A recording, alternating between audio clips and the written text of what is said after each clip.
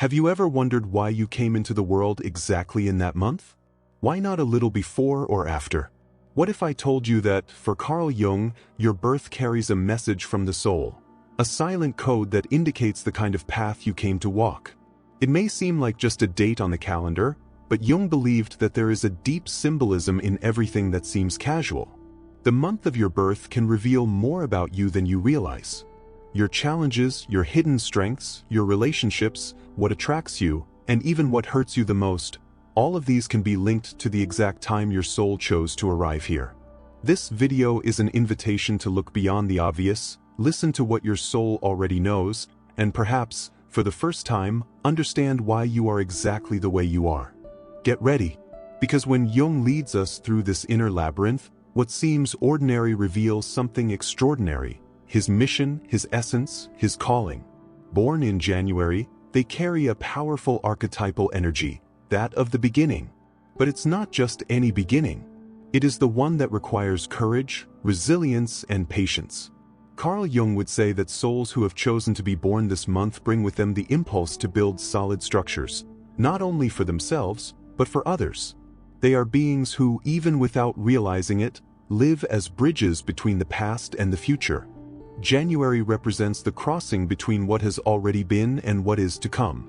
It's a portal, and being born in this time means, spiritually, being someone who has the mission to take the first step, even if there is still no visible road.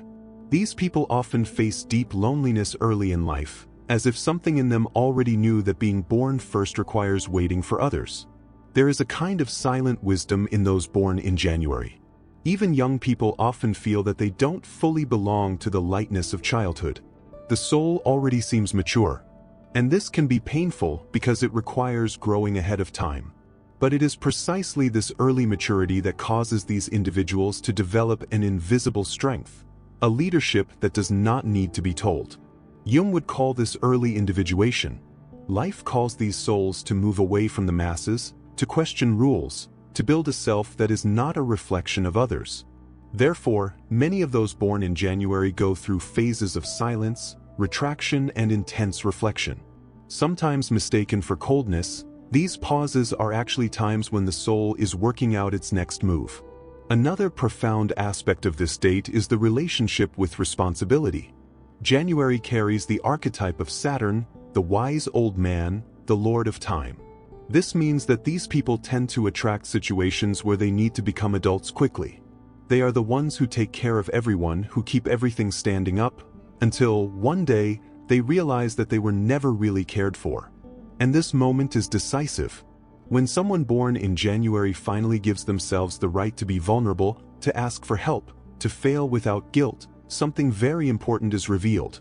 True leadership is born of humility. And then, yes, these souls become what they came to be, silent guides of wisdom that cannot be learned from books.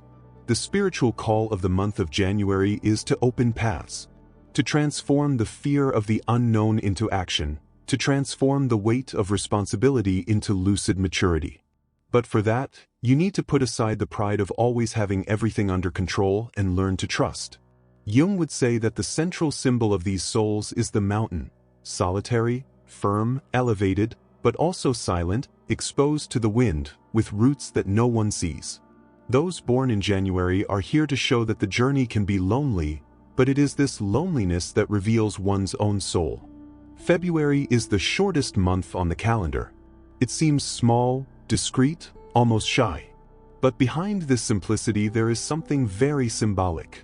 The month of February defies logic. It does not follow the traditional structure of the other months. And this, in Carl Jung's view, is already a powerful clue to understand the soul of those born in this period. Jung believed that symbols speak to us more than words. And the symbol of February is that of difference. Those who are born in this month carry within them a seed of originality, and often, they don't even know it at the beginning of life. They are souls who have not come to repeat patterns.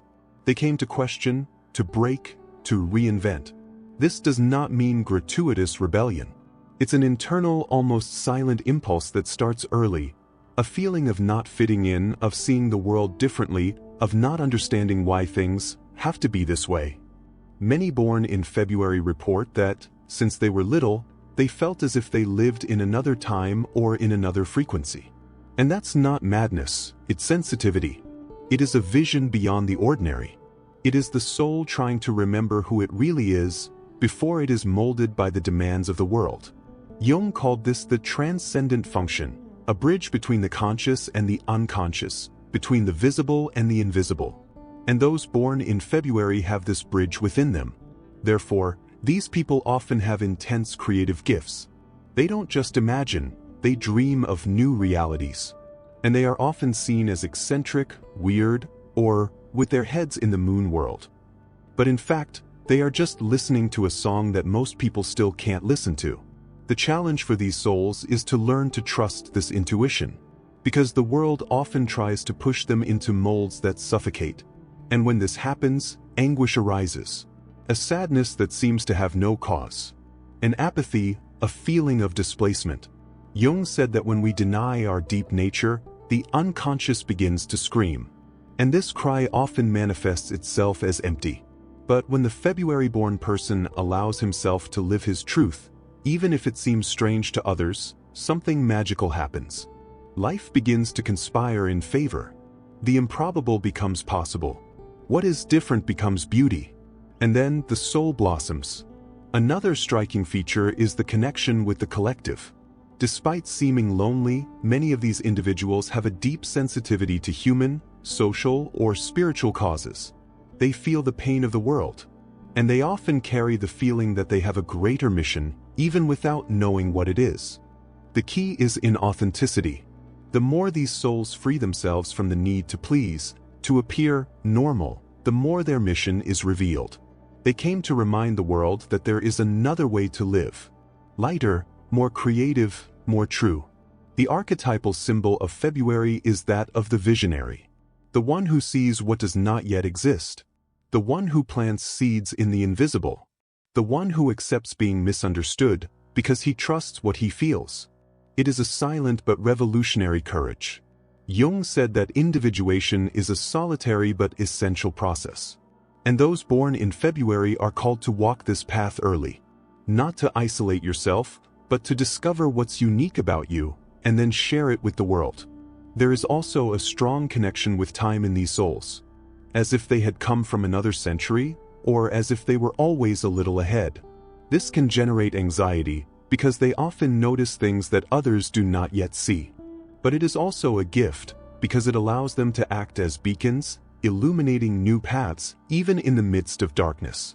If you were born in February, you may have felt that your life does not follow the common script. Maybe you've questioned everything, even yourself. And perhaps he has learned, in pain, that he cannot pretend to be who he is not. But no, this is your strength. The world needs those who dare to think differently, of those who dream big, of those who see beauty in what has not yet been done. Your month carries this mission. And when you embrace that not as a burden, but as a calling, your life stops being just a string of days and becomes a revelation. March is the month when summer begins to say goodbye and autumn whispers its first signs. A time of transition, of lightness that begins to silence, of subtle change in the air. And so is the one who is born in this month, a being of transition between worlds. For Jung, this is no coincidence. It is a symbol. Souls who choose to come in March are deeply attached to feeling, not as weakness, but as a form of wisdom. These people do not live only with their eyes, but with their skin, with their chest, with silence. They feel before they understand. You can feel it before you see it. And for this reason, they often carry a sweet melancholy, as if they know that life is much more than it seems. Carl Jung talked about the collective unconscious, a deep field where all of humanity's emotions are stored. And those born in March, without knowing it, seem to have access to this field from an early age. It is common for these souls to be very empathetic. They feel the environment, absorb the pain of others, perceive the unsaid. That can be a gift, but also a burden. Because if they don't learn to protect themselves, they end up carrying more than what belongs to them. From childhood, they may seem fragile, too sensitive, lost in daydreams. But this fragility is only the veil of an old soul, which came with memories that cannot fit in words. Those born in March have a deep connection with the invisible. Many have vivid dreams, powerful intuitions, and an almost magical relationship with nature. They feel connected to the sea, to the sky, to art. And all of this can become shelter or prison. It depends on how this sensitivity is received. Jung said that the soul thirsts for expression, and when she doesn't find a voice, she gets sick. Therefore, emotional repression is especially dangerous for these people. If you were born in March, you've probably felt misunderstood. She has heard that she is very sensitive, that she takes everything seriously, that she needs to be stronger. But what if this sensitivity is precisely what the world needs most? What if your pain is not weakness, but a gateway to what is most sacred? March souls come with a delicate mission: to remind the world of the beauty that exists in emotion, of the depth that exists in what cannot be explained. They are poets even without writing, curators even without a degree, artists even without a stage, because they see beyond the form. And this is the essence of the Piscean archetype, one of the most spiritual and mysterious of the zodiac, directly associated with the dissolution of the ego, compassion, and the immersion in the whole. But there is also a warning: the soul of March can get lost in illusions. He can indulge in daydreaming, escape, idealizing people or situations. And this generates suffering. Jung warned of the danger of living only in the unconscious, without an anchor in reality. The way, then, is not to escape from the world, but to learn to be in it without losing oneself. The challenge of these souls is precisely to balance heaven and ground. Live the dream but with firm feet. To feel intensely, but to know where the other ends and the self begins. This requires practice, self-knowledge, presence. And that's where the real strength comes in, when sensitivity finds direction. The spiritual mission of March is reconnection. With your own heart, with the hearts of others, with something greater that sustains everything. These people are called to heal, with words, with presence, with art, with silence. They are living reminders that the human being is not only reason, it is not only action. It is also depth, tenderness, mystery. Many who were born in this month are attracted to spiritual paths, therapies, music, meditation. Not because they seek to escape, but because, deep down, they know that there is more. And they can't pretend they don't know. This constant search for meaning may seem like a restlessness, but it is, in fact, a calling. Jung was talking about the self, the deep center of the soul, which goes beyond the ego. March souls have a natural intuition of this self. They feel it even without knowing how to name it. And when they allow themselves to follow that calling, life changes. It starts to have a truer, more connected, fuller rhythm.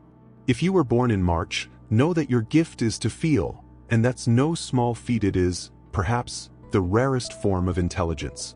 You see what others ignore. You listen to what the world silences. And even when you don't understand everything, you already know. April is the month when nature awakens with force. The trees bloom, the world seems to breathe again. It is the rebirth of the fire of existence. And Jung believed that the soul that is born at this time carries exactly this spark, the flame of the beginning, the vital impulse that transforms the idea into action. Souls of April did not come to observe, they came to live. Intensely, gamely, with his heart in his hand. Those born in April carry within themselves a strength that often scares others. There is something burning in his eyes, an impatience to make it happen, an almost uncontrollable desire to break with what is stagnant. They are souls of movement, but not just any movement. Movement with purpose, with passion, with intensity. From an early age, these people tend to show a certain impetus. They can't stand to wait too long for what they want. They don't like to be trapped. And they are often called impulsive, hasty, explosive. But the truth is different. They feel the urgency of life. It's as if something inside them says all the time, you can't leave it for later. Jung said that the warrior archetype is part of the collective unconscious. And in April, this warrior awakens. Not a warrior who destroys, but one who opens the way. What a challenge! Who takes risks? Who is not content with a lukewarm life? And this causes many of these souls to collect falls, disappointments, impulses that went wrong, but also unlikely wins, real transformations, and a rare twinkle in the eye.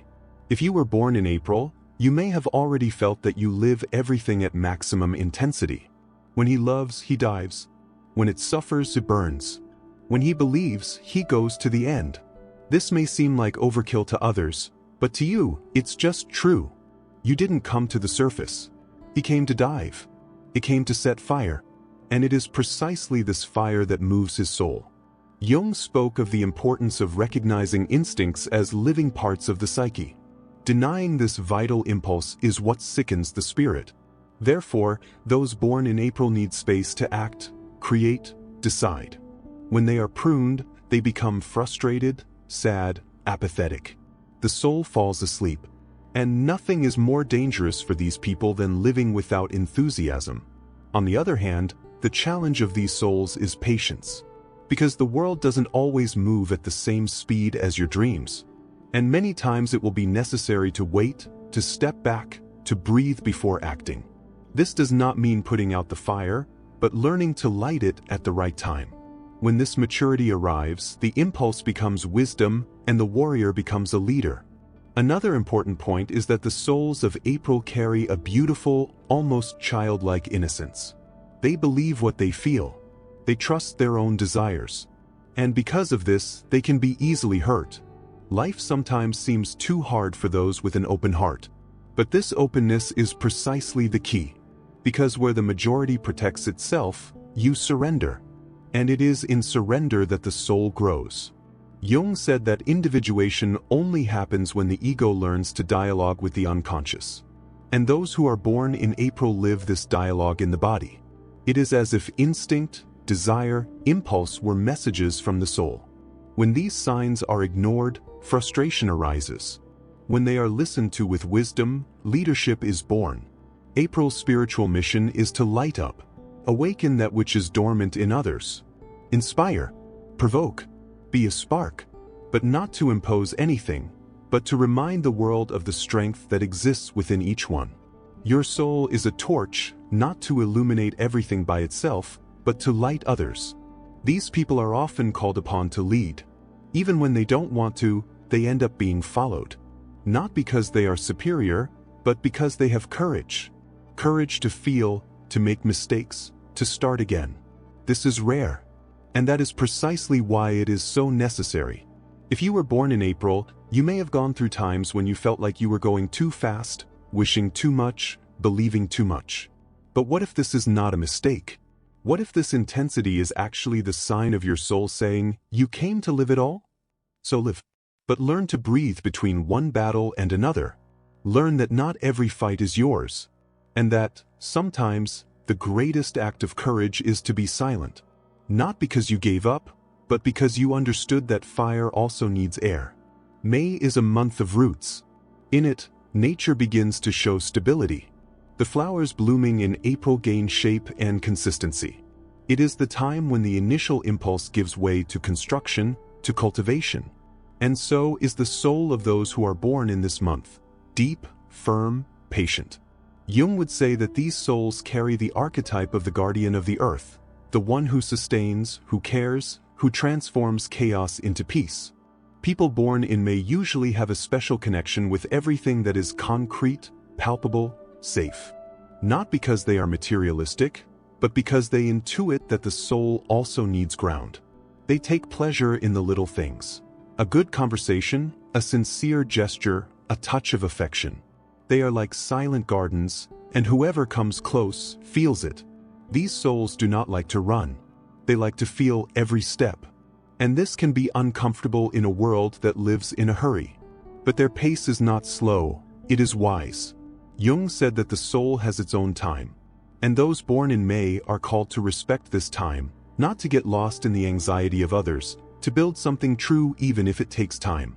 That's why many of these people seem old, even when they're young.